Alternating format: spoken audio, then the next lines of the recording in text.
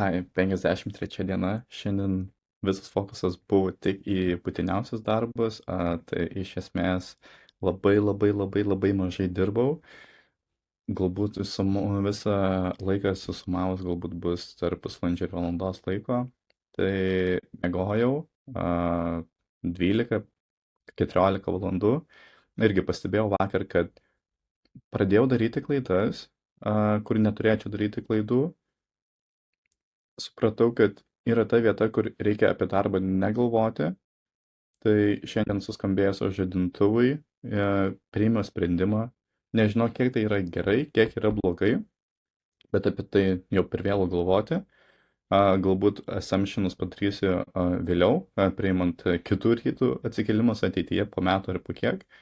Bet rytoj kimbam vėl iš naujo į darbus, kimbam į prioritetinius darbus. Tai jau kalėdos neužilgo ateina, tai irgi įdomus laikotarpis, pažiūrėsim, kaip seksis būtent to laikotarpį dirbti, ką turiu minėję. Tai ar toliau lydai kris, ar toliau kaip su pardavimais bus, ne kokios strategijos ir panašiai, kokių veiksmų reikės imtis. Tai reikės viską planuotis, bet neskaitant viso to dalyko, tai šiandien pažiūrėjau vieną būtent seniausių, kaip neseniausių tikrai, bet esu tikrai girdėjęs ne vieną rekomendaciją, tai Braveheart.